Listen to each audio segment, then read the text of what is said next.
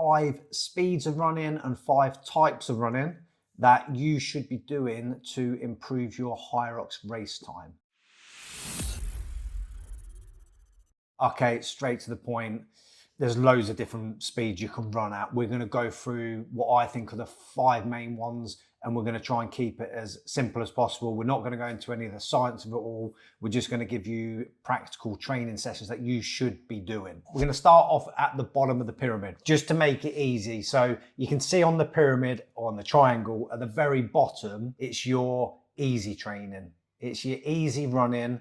This is something everybody needs to be doing, and most people do it too fast. When you're doing these, as in you're saying you do, oh, we definitely have. You can have it so your heart rate's as low as 60% of your maximum heart rate. That for me would be about 112 up to 80%. I couldn't run at that, so I'm not fit enough to do that. But up to 150 beats per minute for me, which is 80%. But it needs to be what feels easy for you. The reason it needs to be easy is so you can keep doing it, and that you can then make your other runs and training sessions hard. If you make that run hard, your easy running hard, then you're never going to be recovering for everything else. And if your easy run as well, that's going to be your long run. So a lot of people, you included, do a long run at the weekend. Yeah, I did it yesterday. It's about, you've slowed that up, haven't you? Yeah, really slow and boring. Yeah, it can be boring. 6:30. I feel like now I'm doing between 6:10 to 6:30 kilometers. But there's a lot of benefits in doing it slowly, and we're not going to go through all the benefits, but just things like strengthening your heart, reduction of injury is one of the biggest ones. Yeah. So yeah, there's loads of benefits to doing the slow runs. Injury prevention is definitely one, and if you want to be doing the harder training sessions and some of the harder runs, if you're not putting in the volume of the easy work, you won't be able to do anywhere near as much volume of the harder stuff. So that's the base of the triangle, and that's what's going to give you your aerobic base, and that's what we're going to work up from. So that's the lowest level stuff. The one below that's just walking, and you could include hiking. So the next one up from that is lactate threshold training. Sounds ridiculously scary. None of it is, but this is where you're going to be working at a higher heart rate, and it could be as high as 88 to 92 if you're well trained. It's going to be lower than that if you're not trained. We did some of that. I ain't done that for a while because it makes me feel sick. For lesser trained athletes, and I include us in that, it could be 83 to 90%. And it still makes me feel sick. And really with that, that's a time, and again, there's so much information out there where you might read, oh, that's a time you can do for an hour. It's like, no, that's a time a top athlete can do for an hour when they've peaked for that hour's race. We can do it for an hour. If we can do it for an hour, we're not working at threshold. We're working below threshold. It's not us. So for most people, it should be a speed you could do for around 40 minutes. But then when you train it, you're not necessarily going to train for 40 minutes. 20 minutes is a good amount. You can do threshold intervals where you do 5 minutes, then a rest, 5 minutes rest, and then you can end up doing, say, 30 minutes doing that way. So there's different ways you can put together your threshold training. And then one other thing to add in here is you'll hear people say about tempo training. There's so many different variations on what tempo training is. A lot of them will class tempo training the same as threshold training. Some people say tempo training is slower than threshold training. We're just going to class that as threshold training. The benefits of doing threshold training is it's really going to help with your endurance, and it's really going to help get your body used to clearing lactate. So for example, is that what you told me to do earlier when I was discussing my run? And you said go faster for 200 meters. No, that's doing something different. That's doing strides. So your strides. So your threshold runs are where you're going to be working, say, for 20 minutes. Oh, that's what I do on a Monday normally. At a speed where you feel you could do it for 40 minutes. So just remember, every training session you do, you don't want to finish it going, that was the hardest session I've ever done. I don't finish it doing that. Right, let me just give you a little story. Before we did our Hyrox event in London Olympia in May, we started doing 45-minute runs, threshold runs or whatever they're called. So we managed, let's show off a little bit here. We managed in 45 minutes to hit about 9.3 kilometres. For us, we were very happy with that. Very, very good. There's a big but. I'll add it if you don't. You do it then. Go on. Oh, that's it. I'm just going to say what. Oh, okay. We got up to doing that. Yeah. It's good, isn't it? Right, we need an applause button emoji or whatever you want to call it. But cheering. That was pushing it as hard as we could push it. And that was like... We weren't dying at the end though. We were. Oh no, I nearly Yeah, we were. Did a number and two on that the was street. that was like, yeah, there you I go. did. And you- My whole body nearly collapsed. I was like, Classy I need like to get that. to a toilet and quick. But that's the equivalent of us doing a 10K race. We raced. Just as part of our training. Full. And then going. This is how stupid we yeah. went, right? Because of the way Hyrox gets you, you're in competition mode with yourself then after that. For everything Yeah, you do. which- We took it very seriously because we had goals to hit in a year. We gave ourselves a year. So this isn't good. But we had to do all this to learn from experience, and Yeah. that's why the plans are really good. So because no, we do it through the experience. easy runs are easy. The next level up are the threshold runs. Yeah. They're hard, but you're not going to do them for that length of time where you're going to go, oh my God, that was so hard, it was ridiculous. But you're going to work at a good speed. So that's number 1 and 2. Number 3 is going to be your VO2 max intervals. I've got another story about messing them up as well. But just know with your VO2 max intervals. Bearing in mind, we've done all these. We've only just touched upon easy runs ourselves now, but we've done all the other things we're telling you about. We've done what a lot of amateur runners do, where you do your easy runs, but your easy runs then become way too quick. Yeah. And then everything else comes way too hard.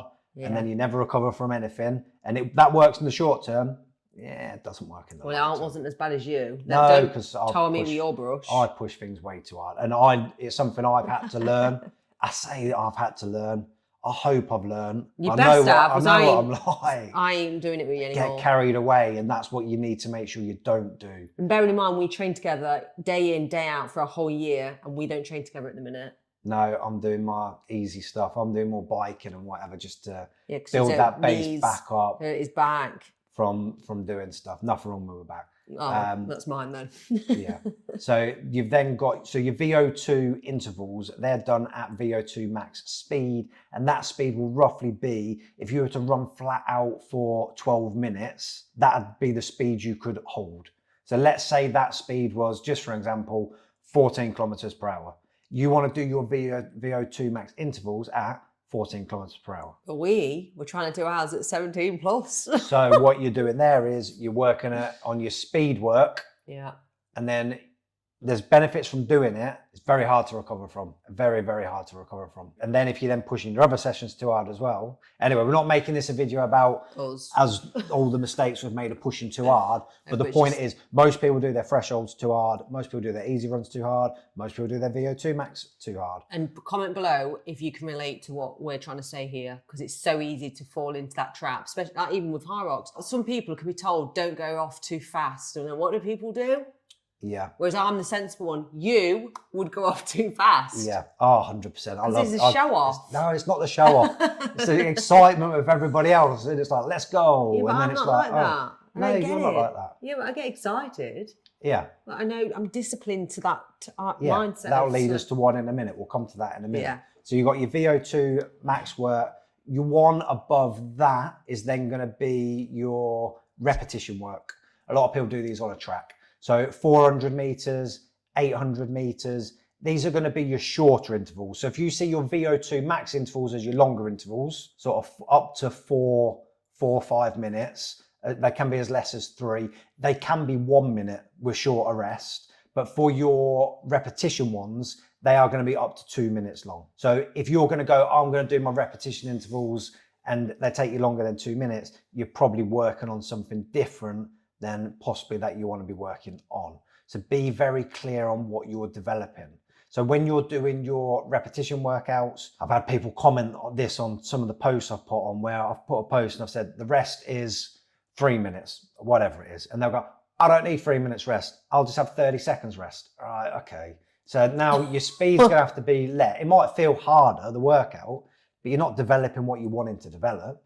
If People don't feel uncomfortable with a long rest. But if you're going to run fast for 400 meters, you then need to rest to be able to run at that same speed again. If you keep doing them and they get slower and slower and slower, you're not developing what you want to be developing. The purpose of the repetition workouts is to develop your speed, it's to develop your anaerobic power, it's to develop your economy. And what I mean when I say economy, it's all the things that help you run better.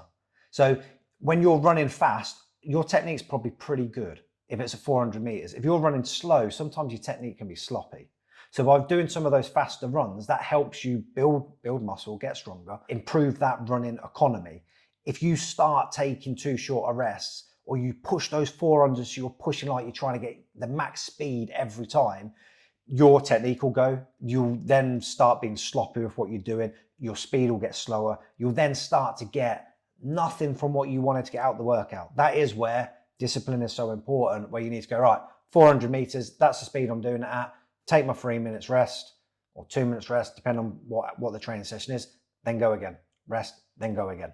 You build them into doing what you're doing. Because this is what a lot of people struggle with as well, is how do you add in enough easy runs to get the volume of it? Okay, when you're doing your 400 meter runs, do 10, 15 minutes of easy running before you do your repetition runs. When you're doing your threshold work, do 10 minutes of easy runs. Add that into your other training sessions. Just make sure you're very clear on what you're trying to achieve from the sessions that you're doing.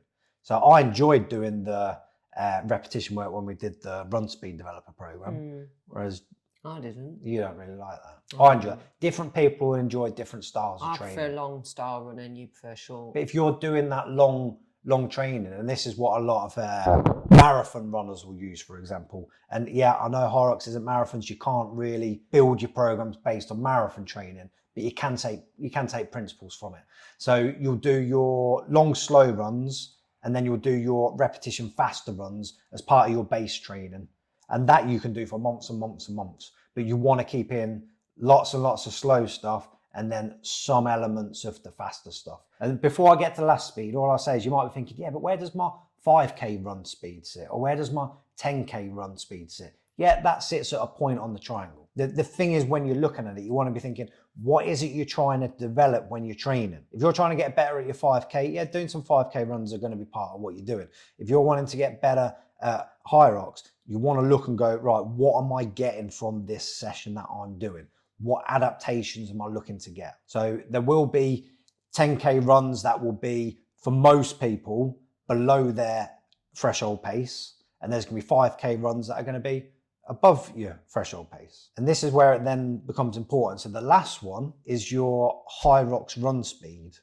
And just before I get to that, when I say about the 10K threshold speed, that's only at threshold pace if you can do your 10K in 40 minutes, say. If you're doing 10K in an hour, you're not doing that at threshold pace. You're now having to do that slower. So it's in between easy and threshold. So they'll sit differently for different people.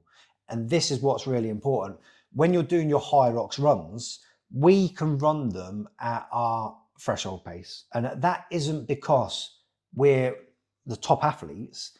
That's because we're doing doubles. So that's very different again as well. When you're getting a rest, those runs can be quicker. So we tried to aim for 5 kilometre runs. Yeah, which is the speed we could do at pushing at max for 45 minutes. At 4:50s we were doing so, Manchester. So we're going to maybe a little bit quicker than that because we're getting rests. If you're doing it as an individual, your speed's going to be different. So the last number 5 of Hyrox Race speed, this is something you want to practice and you want to get good at that speed. So one of the best ways to find out the speeds is once you've done a proper Hyrox. You can do a simulation and get an idea, but you'll never get your proper speeds until you do a proper Hyrox. Most people aim around 6 kilometres to start with, don't they? Or the average people. Everybody's different. Yeah, the average person. Doing it an hour and a in. half is probably going to be 6 kilometres per hour. Yeah, maybe just do that to see how you go. If you don't practice before, shall I? With the Hyrox race speeds, you need to practice that speed. And one thing that you can do when you're doing that, by doing some of the harder runs, it will build your confidence in those speeds. Once you know that speed, you can practice the speeds, one, by doing it as interval training. And I know you're going to be going, yeah, but at Hyrox, we don't get a rest in between. It doesn't matter. You're practicing getting used to that speed, the speed you're going to run at, and you're teaching the body the economy at running that speed. That's when you can then do other training like compromise runs, when you then add that element in. You can then do longer runs at your Hyrox speed. Again, it just builds a lot of confidence. If you know the speed you're going to do your Hyrox runs at, if you know you can run all of that, 10 kilometers at that speed, that gives you a lot of confidence when you then start doing your Hyrox race. So they're the 5 different speeds to think about when you're doing it. So starting from the bottom with easy, up to threshold, up to, well, Hyrox run speed probably above or below that. You then got your VO2 max runs, you then got your repetition runs. There's lots going on. There is lots going on, but that's also why you don't do all of them in 1 week. No. You'd them in generally always do your sections. easy training. That's why it's good to train in 8-week blocks, so you can focus on one particular area, but you're still keeping your easy runs. Then you might do a repetition block of working on that for a while. Or you'd probably do 2 harder sessions a week. So you might do a VO2 max one and a repetition one, or a threshold one and a repetition one. Let us know if you want us to do a video on how to put that week together. Let us know. Or if you want more details on what each of the runs are and examples of them, we can do separate videos on them as well. Hope you found this all interesting. Have a great day.